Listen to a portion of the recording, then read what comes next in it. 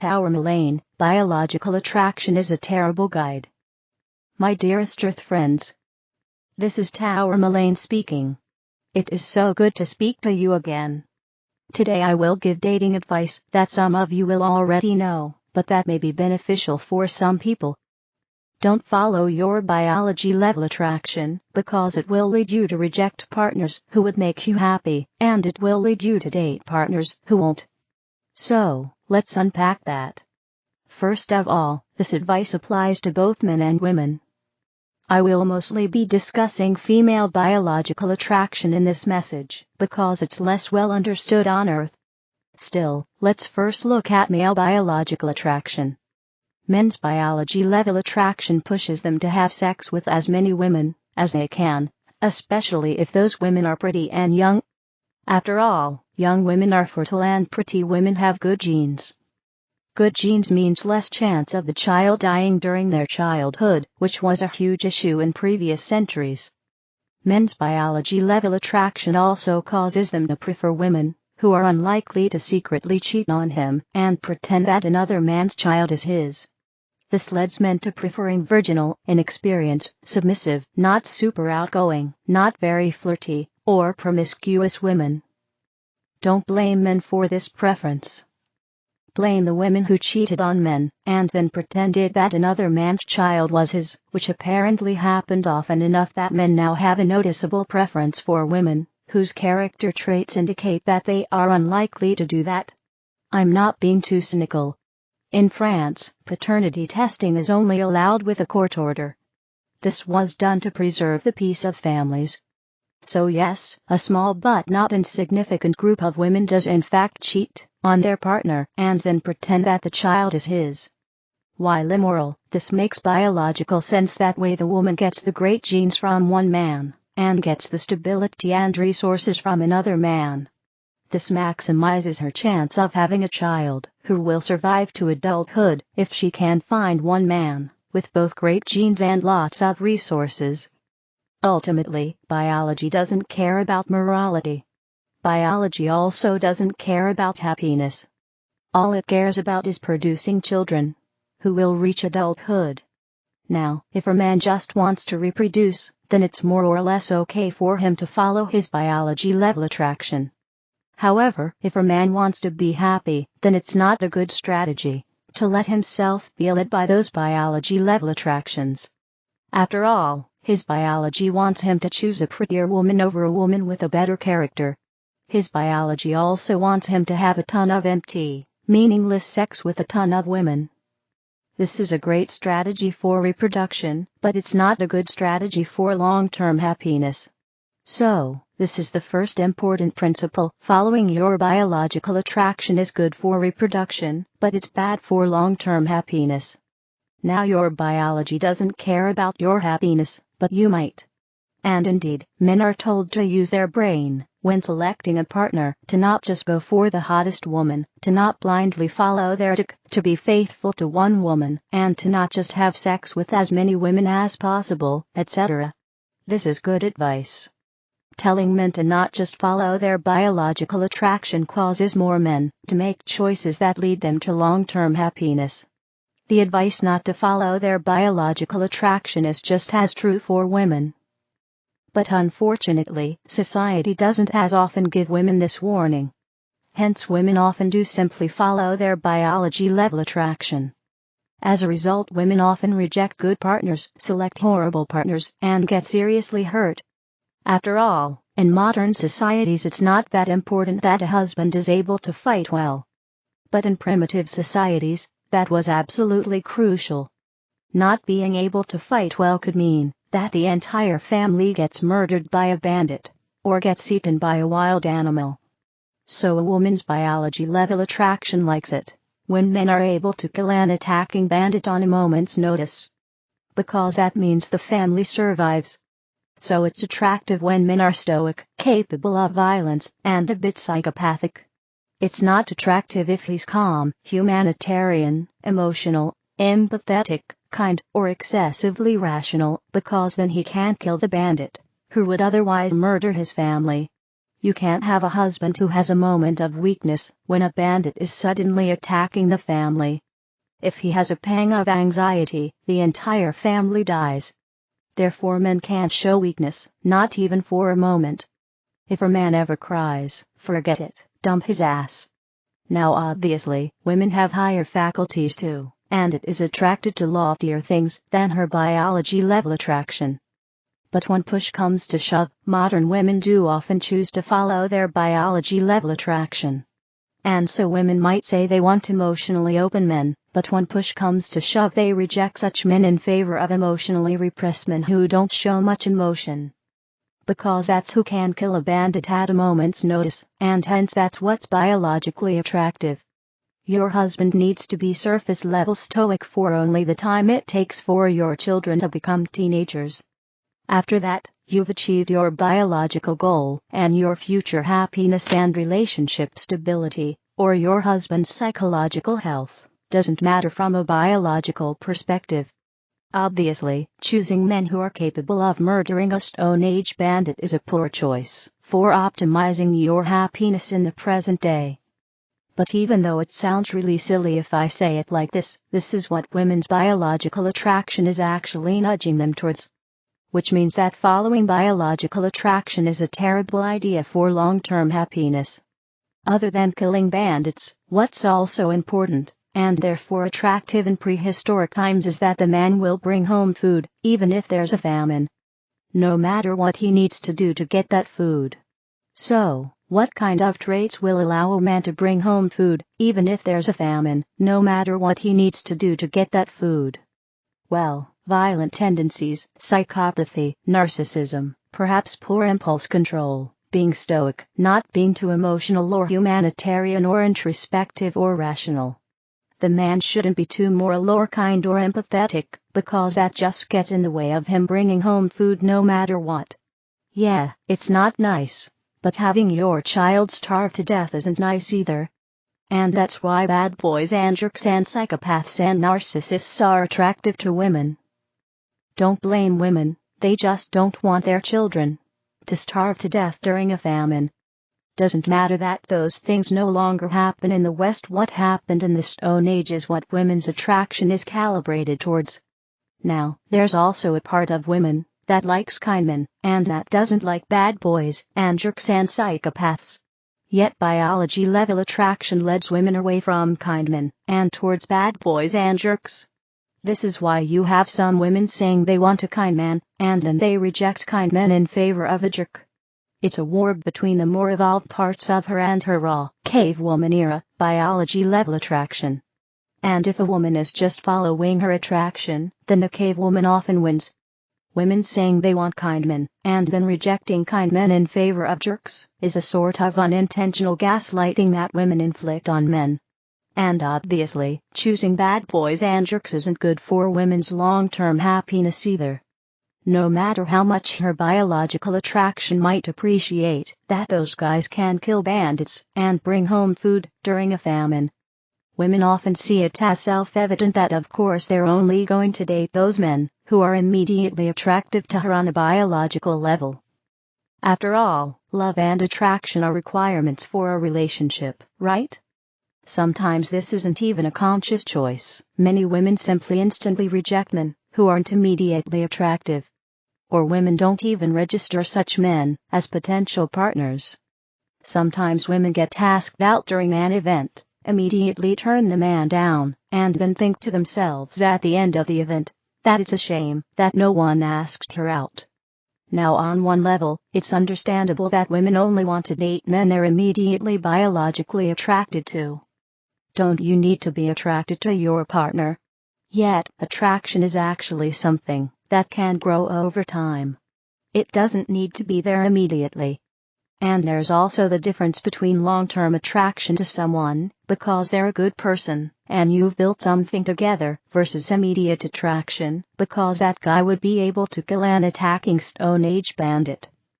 Insisting on only dating men who are immediately attractive means quite possibly rejecting good men in favor of jerks. Because that's what women's biology level attraction points them to. or women insisting on dating men who are immediately attractive can mean going for genuinely good men who are also immediately attractive. However, only a tiny handful of men are genuinely good men, while also being immediately attractive on a biological level. And pretty much all women would love a man like this. So those men are either already taken, or they have so many options that they are willing to have sex, but they're unwilling to commit. Immediate, biology-level attraction isn't actually a requirement for long-term relationship happiness. In fact, the ancient Greeks saw immediate, biology-level attraction as a type of temporary madness that just leads people astray. They would be horrified to learn that many modern women refuse to date anyone except for those people whom they had an immediate, biology-level attraction to. To ancient Greeks, that would be like saying, I don't date men unless I'm being overwhelmed by temporary madness for them. Of course, some women absolutely do use their brain or intuition and make genuinely good dating choices. It's certainly not true that all women operate based on biology-level attraction. However, most modern women do. So, those are some elements of women's biology-level attraction. Men must be able to kill an attacking bandit on a moment's notice, and men must be able to bring home food during a famine no matter what needs to be done. Hence bad boys and jerks and psychopaths and stoic men are welcome, while emotional and weak and kind men are not.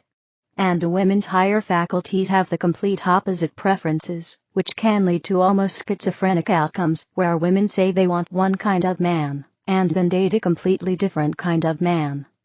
But we are not done yet. Another element of women's biology-level attraction is a very high amount of pickiness. After all, in primitive societies, being the second or third wife of an exceptional hunter is a better deal than being the only wife of an average guy. After all, that exceptional hunter will be able to provide for 3 wives, and besides he can actually win fights, and thereby keep the woman and their children safe. The average man may lose the fight, which could mean that a wild animal or bandit kills the family. If you don't think that these types of considerations still matter, ask yourself why height still plays such an important role in female attraction. After all, height doesn't matter in modern society, and height doesn't indicate any type of virtue on the part of the man.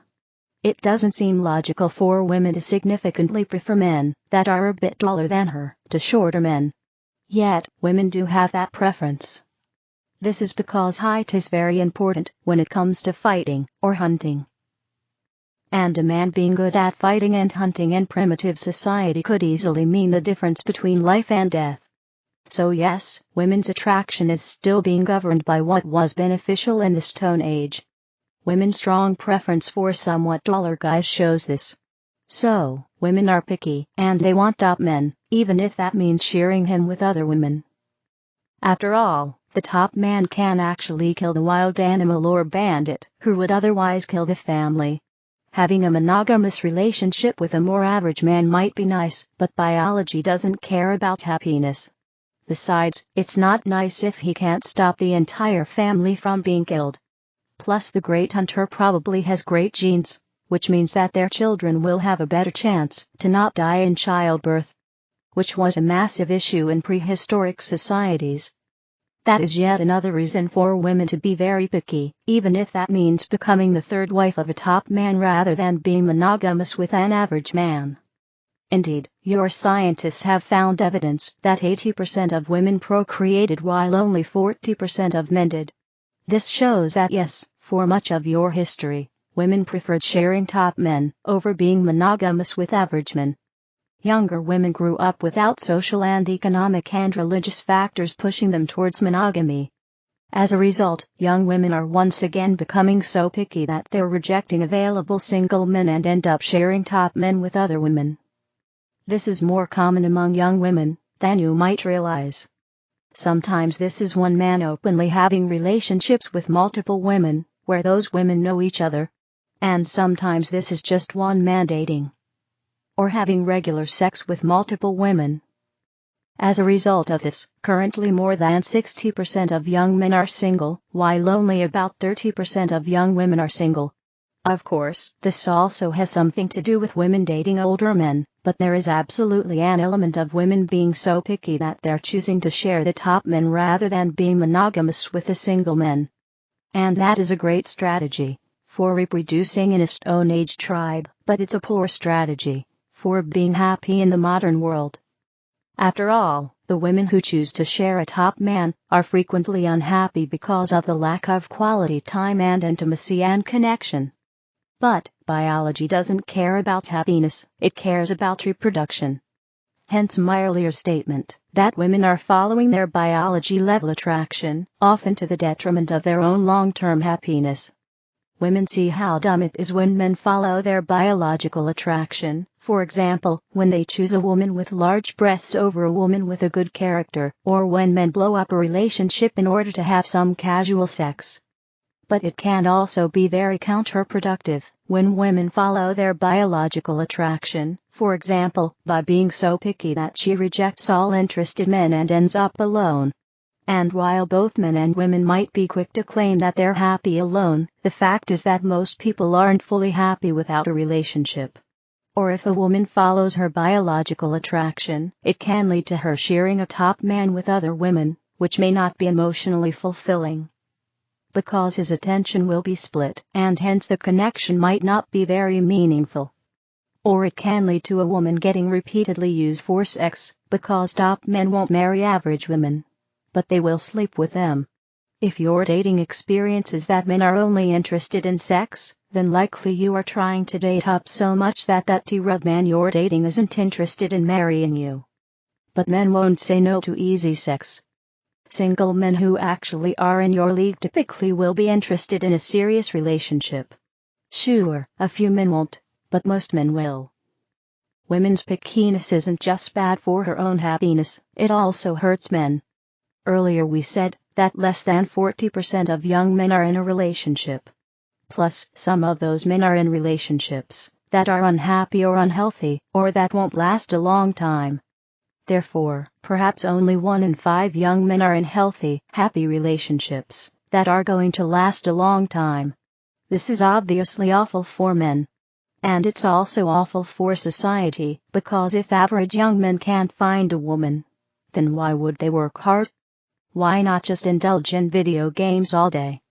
And this will cause a serious decline in society at large, because society needs young men to be ambitious and work hard. Now, women at this point might argue that they're actually not all that picky, and that all they want is a decent partner who is, let's say, emotionally open and a good communicator. Let's say that 30% of all men are sufficiently emotionally open and good enough communicators for the woman's taste. Surely it's not unreasonable to say yes to dating 30% of all men? That still leaves many millions of potential partners out there. But in reality, there's often a laundry list of unspoken criteria that women have on top of their stated criteria. And while those unspoken criteria might sound reasonable by themselves, due to the way probabilities work, any long list of criteria will eliminate the vast majority of men. Suppose that a hidden criteria is that a man must make at least $30,000 per year in the U.S. This is a below median amount in the United States, and about 70% of men fulfill that criteria, so this doesn't sound unreasonable. We are not even asking that the man makes a median amount of money, we are merely asking that he doesn't make significantly less than the median. Many women would be pickier than this. But let's be as reasonable as possible. Also, the man also can't be short. Let's say he has to be at least 172 cm, or 5 foot and 8 inches. Again, we are not even asking here that the man has a median height, we are merely asking that he's not significantly below the median. In other words, we are merely asking that he's not short. Again, 70% of men fulfill that criteria. Now, let's add the requirement that the man can't be obese. We are not being unreasonable, we're okay with him being overweight, but he can't be obese. Okay, about 60% of American men aren't obese. Let's also say that he can't suffer from mental illness, which is true for 80% of men. So, what percentage of men fulfill these reasonable-sounding requirements? Please estimate this before reading on. pausing to give people some time to guess. Let's calculate it. 0.3 times 0.7 times 0.7 times 0.6 times 0.8 equals 0.07%. So we're only accepting 7% of men, and rejecting all the rest. In other words, even though our demands seem reasonable, we've somehow stumbled upon a situation where we're rejecting the vast majority of men, and only accepting a tiny group of top men. At least, that's what our simple calculation indicates. Reality may be a bit more complex. And note that the men we are rejecting this way are men who will also be rejected by other women. Other women also aren't looking to date men who are mentally ill, or obese, or very short, or broke, etc. As a result, even though we think we are being reasonable, really we're trying to fish out of the same small pool of the 7% most appealing men that pretty much all women are trying to fish out of. Now sure, women have different preferences to an extent. However, pretty much all women are trying to avoid men who are obese, short, broke, mentally ill, etc. So the general pattern still holds that a woman thinks she is being quite reasonable, but in actuality she is still trying to fish out of a smallish pool of top-tier men that more or less all women are also trying to fish out of. She's being a lot pickier than she realizes. How can this be? We merely ask that the man makes $30,000 per year, which is a below median amount in the United States. So how can it be that apparently we're now suddenly demanding a top 7% man? It's because of how probabilities work when you stack them on top of each other. Yes, if a woman would date any man who makes $30,000 per year, then indeed 70% of men are options to her. But in reality, she also had the hidden requirements that the man cannot be mentally ill, or obese, etc. And all of those requirements by themselves sound reasonable, but if you stack them on top of each other, then suddenly the woman is actually demanding a top 7% man without realizing it. And we've actually been quite reasonable, only demanding that the man isn't short, and isn't broke, and isn't obese. If we are actually demanding that the man is a bit taller than average, makes a bit more money than average, and also isn't allowed to be overweight, then the 7% shrinks even more. That 7% would also be even lower if we added in more criteria that women may also have, such as that the man cannot have children from past relationships, that he cannot be seriously physically ill, that he cannot be in serious debt, that he must have a certain level of education, that he must have decent social skills and humor, etc. And all those demands, while all seemingly reasonable by themselves, still stack on top of each other and reduce the pool of acceptable men to even less than 7%. Now, obviously I'm not saying that women should date just anyone. But now it becomes perhaps easier to see that it may be hard to find a man who checks all your boxes, due to the way that probabilities work. And that suggests that it may not be productive for women to insist on a man to whom she's immediately biologically attracted. For example, a man's height was important in the Stone Age, but may not actually be that important when it comes to long-term relationship happiness in the modern world. If you're one of the relatively few women who does give short men a try, then it's entirely possible that you will get a good husband, whom other women rejected for shallow reasons.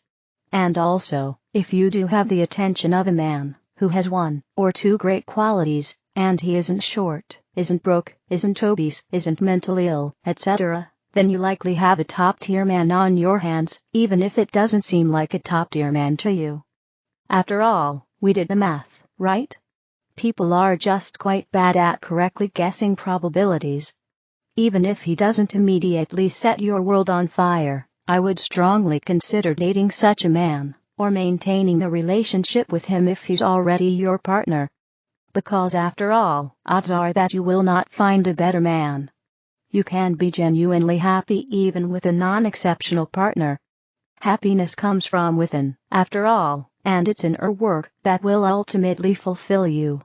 Sure, it would be great to have a kind, good-hearted man who is also immediately attractive to you on a biological level, but that's a few percent of men at most, and all the other women want those men too.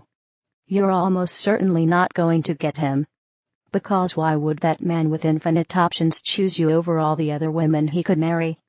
Which means that if you do only go after men who are immediately attractive to you on a biological level, almost certainly those men either have severe character defects, and they won't make you happy long term, or they have so many options that they will sleep with you but won't commit to you. If you're still not convinced, on Tinder, women only respond to 4% or 5% of men, which is pretty much in line with our calculation of our hypothetical woman only being satisfied with 7% of men. Another indicator is that research shows that women rate 80% of men as below average. You can imagine how that works. The woman sees a man who isn't amazing, but he has one or two great qualities, and he isn't short, isn't obese, isn't broke, isn't mentally ill, etc.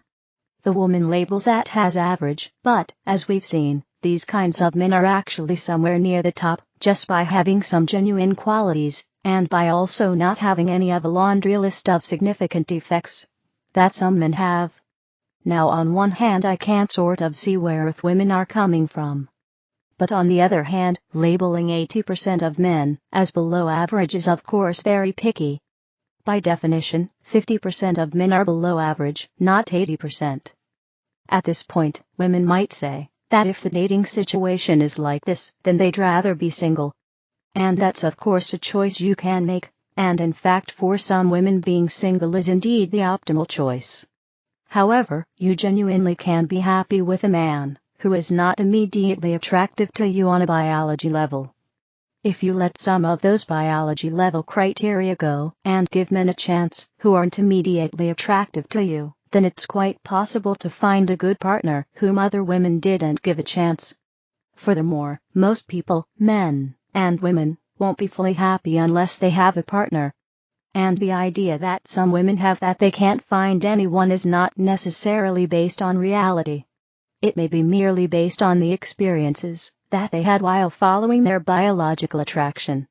And sure, they probably didn't find a happy relationship while following their biological attraction, but women can also date while not doing that.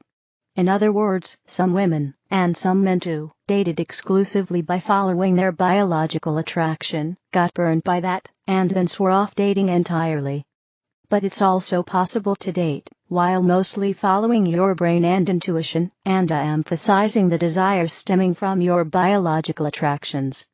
Just like men may have to accept a partner who doesn't have large breasts, or isn't in her 20s, you too may have to accept a partner who, for example, is short. And such a partner can still enhance your life. And I would realize that the type of man who has a few good qualities, and who doesn't have any significant flaws is actually a significantly above average man already. I wouldn't be too quick to reject such men just because they aren't immediately attractive on a biological level. After all, attraction and love can grow over time. There are also qualities you can cultivate that make you more attractive towards men.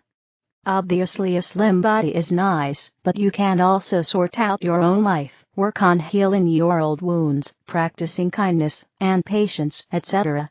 The good news is that men actually on average aren't excessively picky.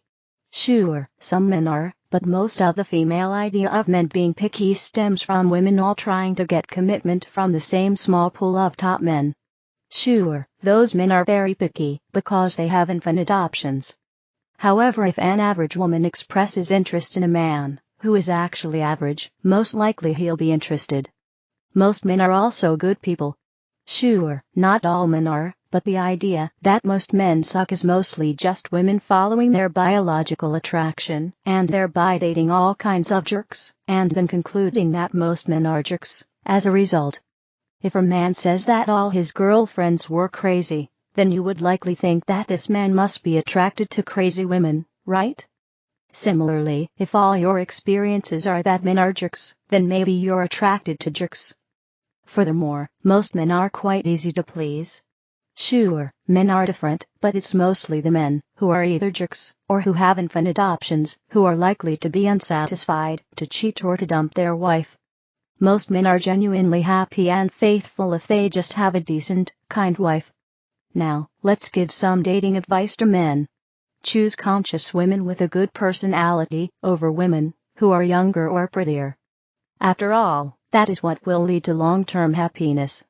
If you go for unconscious women, then likely she will see that you're too kind or too insecure or too emotional to be able to murder a Stone Age bandit. And the relationship won't work. Therefore choose conscious women, because you won't have this problem with them. Alternatively, you can be a selfish bad boy with a fit body or large bank account and try to sleep with as many women as possible. But if that's the game you want to play, be aware that the prize you'll win may ultimately be meaningless. Lots of casual sex may seem appealing at first, but it won't nourish your soul. It will ultimately be empty. Finally, let's add one more piece to the puzzle. Namely, women undervalue femininity. It is absolutely not true that having a career is somehow a worthier pursuit than being loving, being caring, being people-oriented, taking care of people around you, having children, supporting your partner, taking care of the house, engaging in spirituality, making art, teaching, volunteering, gardening, etc., etc., etc. In other words, masculine energy pursuits aren't better than feminine energy pursuits. However, many women have been convinced that they only have value, or that they only are financially safe if they're excelling in masculine pursuits. This is why being a stay-at-home mom is considered uncool, or dangerous or detrimental to feminism, while being a career woman is seen as a good thing, and as the safe choice. However, career women tend to have a very hard time dating. And ultimately relationships are much more a source of happiness than jobs are. After all, the vast majority of work isn't glamorous or spectacular or fulfilling. So, is being a career woman really the road to happiness and safety? Different roads will appeal to different people, but most people will only be happy if they're in a relationship where the woman is feminine and the man is masculine. Well, women pursuing masculine pursuits is poison to that arrangement.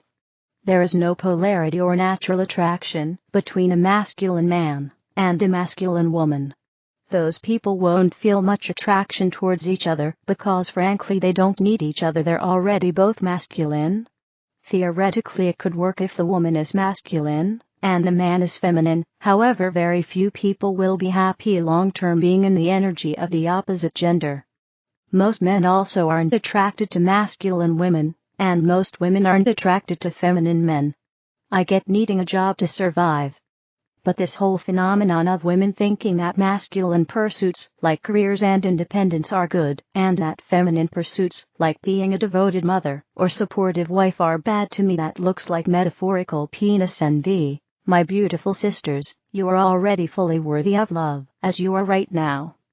You don't need to become masculine in order to have value, or be safe. You already have value, good men already value you, as you are, and good men are already happy to contribute financially and keep you safe. Those men exist, they're out there. If you disagree with my stance on gender dynamics, please consider that what your society is currently doing isn't working at all. Pretty much everyone is unhappy and your society is deteriorating and unraveling rapidly. Sticking with something that very clearly doesn't work can't be the solution. If you favor a type of gender dynamics that leads to women having below replacement level children, then you're also advocating for gender dynamics that will eventually lead to the extinction of your species. Meanwhile, if you admire us Pleiadians, and want to meet us, and want to pluck the technological and spiritual fruits of our society, then it may be good to consider that it was pretty much traditional gender dynamics that helped us to cultivate those fruits. Now obviously our women aren't banned from our form of university, and aren't banned from any careers. However, yes, most of our women are focused on the home, on their children, on supporting their husband, etc. They're not forced to do that, but that is what most Pleiadian women choose. And there really isn't anything wrong with that. In fact, men tend to love those kinds of women and value them, and be happy to marry them. And why not? This is a type of life that makes the average woman happy, that raises healthy children, and that contributes greatly and very positively to society. And obviously, as a family-oriented woman, you absolutely can have your own garden, or your own podcast, or your own side project, or make art, or whatever you choose to do. It's a secure basis, not a straitjacket. And with that, and with all my hopes and wishes for positive male-female interactions on Earth, I will leave you for today. Your star sister, Tourmalayne. The creators, looking to the archangels, angels, and us. We are the creators. We are a 12th dimensional collective of non-physical beings, and we are here to help. We seek communion with as many of you who are willing to connect, and we seek it because we know it serves you. In other words, the more you open yourselves up to that which is higher dimensional and high frequency, the more you become the divine beings of light and love that you truly are. And when we see you being the divine beings of light and love that you truly are there on Earth, we feel joy, we feel satisfaction, and we feel fulfillment. It is our primary objective to elevate the consciousness there on the planet so that you all can live in harmony with one another and with Mother Earth herself. We know that you have other desires as well, and those desires also serve in the expansion of consciousness that this is all about. So don't worry about the fact that you have desires that are separate from that overall desire that you have for humanity to live in harmony with each other and with the planet. Do not think for a moment that you are letting everyone down by having your desire to be in a romantic relationship, or finish a marathon, or make a certain amount of money in a year. Those goals and those desires create an expansion that you will someday benefit from and that we all benefit from right away. You like challenges, and you like raising the stakes on yourselves. And so, you do tend to put yourselves in predicaments, in challenges, in situations where your desire may run in conflict with someone else's desire. And then the two of you have that option of finding a harmonious way to deal with that situation, or you can always choose the option of trying to defeat the other so that you can have what you want while triumphing over the other person who appears to be giving you a hard time. Those conflicts and those challenges are always there by agreement, and they are there because at the soul level, you know that challenges and conflicts serve you, and that you will grow in who you really are by facing them.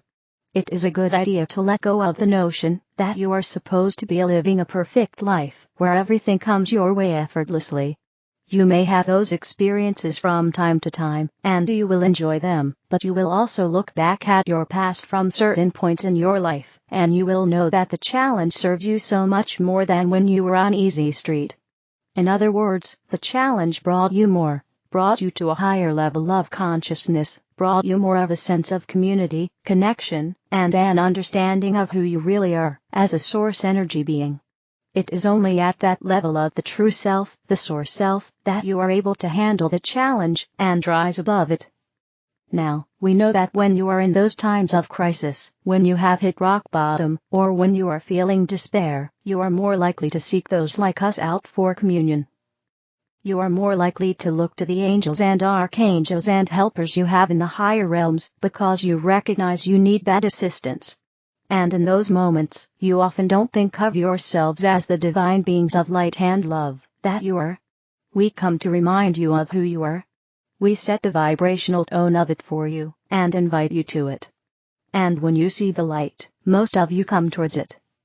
And you may then give us all the credit for helping you, or raising you up, but you had to get to that rock bottom point, to reach out in faith to that which you hoped or believed existed, and you had to let us in, and when you let us in, beautiful things happen for you, and for all of humankind. We are not just talking about us as the creators. We are talking about all who are in the non-physical, as we are all seeking to help you to become more of who and what you really are. We are the creators, and we love you very much. Source: arrayoflight.com. The other videos are in the English video playlist. Help me spread the light, click like, share, and subscribe to the channel. Thank you.